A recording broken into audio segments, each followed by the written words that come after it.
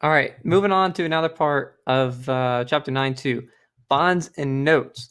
Bonds and notes are promises to pay specific sums called face or redemption values at specific times in the future. They are issued by corporations and governmental units to raise funds for construction and other uses. Now, there's something called zero coupon notes, which doesn't pay any interest but are sold at a substantial discount from face value. So basically, it's like you buy a zero coupon note, and I'm saying this with like quotation mark fingers, where it's like, hey, this is worth $100 5 years from now, but we're gonna sell it to you for $70. You know, so essentially you're buying it at a discount. Again, finger quotes. When it's really worth more, but essentially that difference is sort of the same thing as interest. It's just not specified like as interest, I guess. Why it matters, you're gonna have to ask someone who's more of an expert on selling bonds and notes, I guess, because I don't know, it seems the same to me, kind of. So let's look at an example. On November 1st, 1994, GKB Corporation offers zero coupon notes due in 8 years at $56. That is, for $56, you can buy the right to receive a $100 on corporate finance November 1st, 2002. Find the implicit annual rate of this note. So again, it doesn't actually have interest, but we're going to find out like how much the interest in theory is. So find the annual rate of interest K, for which $56 will be increased to $100 in 8 years. Notes that although corporate bonds usually pay interest, I guess it means to make note of. Semi-annually, we are interested in annual rate, and hence we assume yearly compounding. So, yes, there's one thing I didn't mention on the last slide is that notes and bonds are usually compounded semi-annually. But when you have a zero coupon note and there's no interest and there's no compounding in general, we're not going to assume that there's obviously any semi-annual compounding. We'll just find the interest rate essentially per year on this. So that makes it a little more straightforward. So we are working with a present value. Well, here we got our formula, right? P1 plus K. I wish my pen didn't like glitch out all the time. But anyway, our future value, which we know is going to be $100, and our principal, or the present value that we're paying, is $56 now, right? We'll grow 1 plus K, which is our goal to figure out, oh my gosh, dude. 1 plus K, that's our goal to figure out what this is supposed to be after 8 years, right? And we're assuming, again, only compounding once a year, so we'll just say to the 8th power. So we have $56. It'll grow at some rate, which is our goal to find out, for 8 years and ends up as $100. So we have this equation that we've set up. All we have to do simply is solve for K, which is rather straightforward. We can divide both sides by 56. That leaves us with, I don't know what the heck is 100 divided by 56. Give me a second. Opened clock instead of calculator. 100 divided by 56. 1.7857 something something. So 1.7857-ish equals 1 plus K to the 8th power. Now, we need to get rid of the power of 8, right? So we'll technically, if you take the 8th root of that, you'll cancel out the power with that. So we'll also take the 8th root of this number we got over here, the 1.7857 number, which ends up being 1.0752, which is equal to 1 plus K. So now if you just subtract 1 from that, you'll have simply 0.0752. So that means in theory, this was a 7.52% interest note. It's not advertised as it grows at 7.52% interest, but it technically does per year for 8 years. The 56,000 Is that necessary? Why is that? No, that's no. Go away. Before I was so rudely interrupted. We buy a bank note or a zero coupon note for the corporation, $56, and we're guaranteed $100 in 8 years. And essentially, that means that this note grows 7.52% per year over that time. We were kind of finding that theoretical interest. Now, here's where things get a little more interesting. So, an annuity is a sequence number of equal payments made or received by an individual at equally spaced times. These times at which payments are made or received are called payment dates, and the interval between successive payment dates is the payment period. In an ordinary annuity, interest is credited on payment dates. So what essentially that all means is it's kind of like a savings account in a weird way, right? So like you plan on putting $500 in a savings account every month at the end of the month when you get your paycheck on the 30th. You're like, all right, I'm going to take $500 out of this paycheck and I'm going to put it straight into this account. And that account will get $500 every single month. And every single month, it'll also continue compounding and earning you interest. So if you put 500 in now, you'll get interest compounded that at the end of the month. So you have a little bit of interest on that $500. But then you're going to insert another $500, which means you got $1,000 plus that original amount of interest that'll be compounded the next time on the second month. And that cycle will continue for however many months you want to leave your money in the bank and however many months you want to continue putting that $500 in.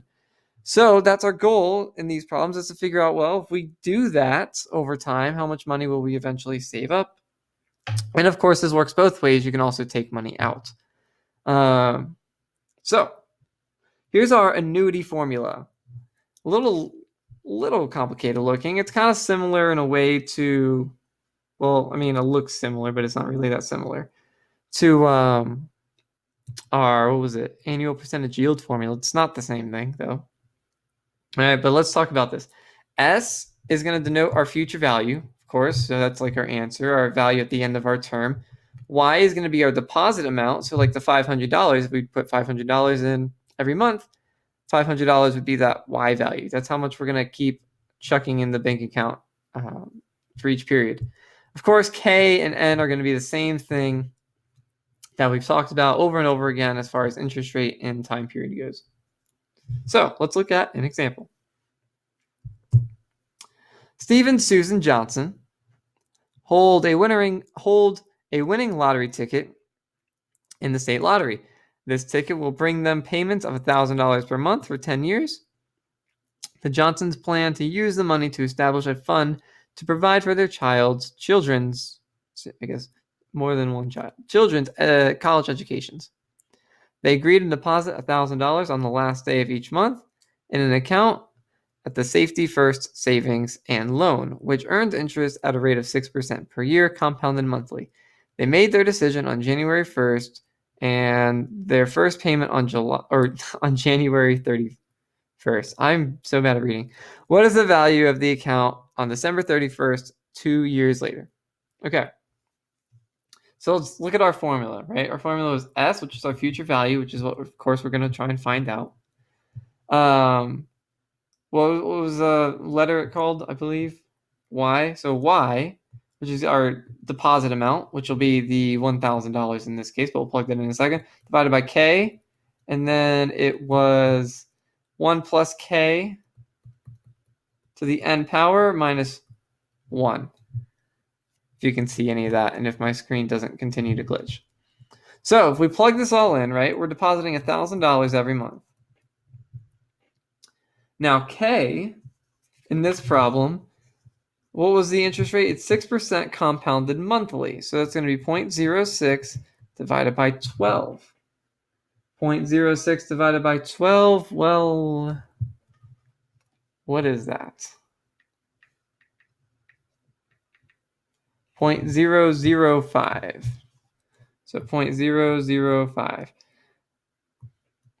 Now we're going to keep plugging that in. We have 1 plus K. Oh my gosh. 1 plus k, which is the 0.005, to the n power. So n, let's think about this. We're doing it monthly, and we're doing it for 2 years. So 12 times a year for 2 years is going to be 24 times. So 24 is n, and minus 1 just because that's part of the formula. So I've plugged in everything in the formula. Now it's just a matter of bada bing, bada boom, calculator, yada, yada, yada. This ends up being $25,431.96. All right, so now think about it, okay?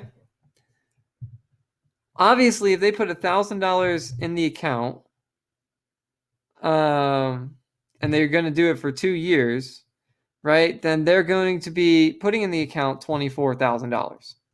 Because $1,000 for 24 months would be $24,000 that they're putting in the bank account. But of course, after 2 years, they don't have $24,000 in the bank. They got $25,431.96. That's because it's all the interest, of course, that's earned on that amount over that amount of time. So annuities are really nice because, of course, it's basically going to allow your interest to compound even more if you continue to increase the amount in your account, which is kind of cool. All right, so now present value of an annuity. This is essentially the opposite of what we just did. Of course, this is going to be when I want to find if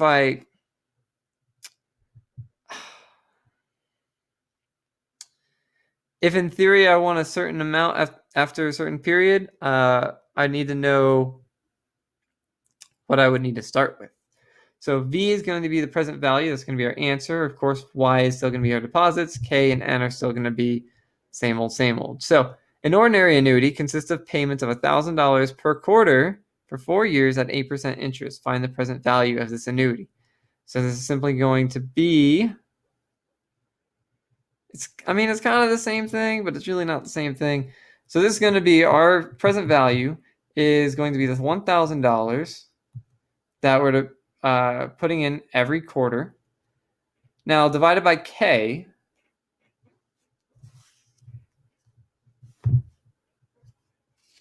Can I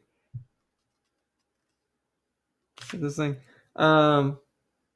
Divided by K. So K is, we have 8%, so 0.08 divided by 4 since it's quarterly. And again, I need my calculator. So 0.08 divided by 4 is 0.02.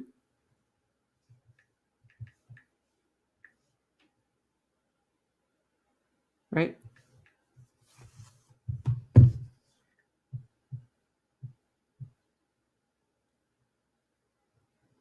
Now, why does that not seem right, though? I guess it is, right?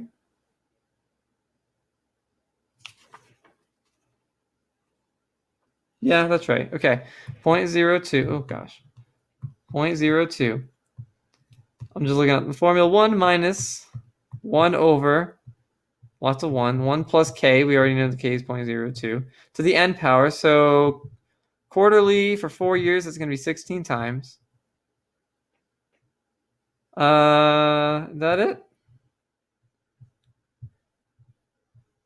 Oh, I'm sorry. That's all of that. It's to the 16th power. So I plugged that in wrong. So it'd be like this. Now, of course, it's very easy to just plug numbers in a formula. It's very much a different story trying to execute that in your calculator. So you might want to do it in stages. But ultimately, this comes out to be $13,577.71.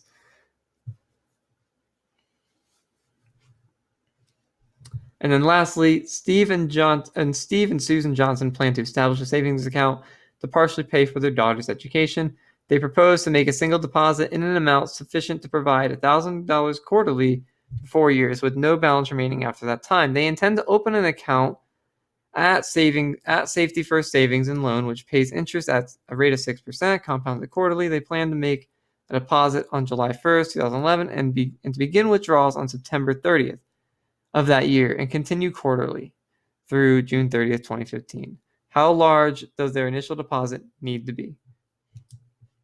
Again, going straight into our formulas, we are dealing with our present value, which is how much we need to make sure it gets in this bank account, which is our deposits. Our deposits are $1,000 divided by K. Now our K is our 6% interest compounded quarterly. So 0.06 to compounded quarterly comes out to be 0.015. So it's 0.015.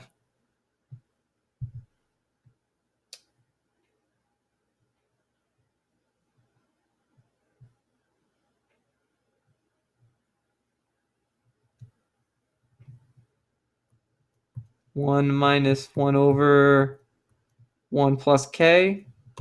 So many glitches here. 1 plus K. K is the same thing, 0.015. To the, how many years is this? So it's quarterly, so it's 4 times. And we're going from 2011 to 2015. That's going to be 4 years. So 4 times for 4 years, it's 16.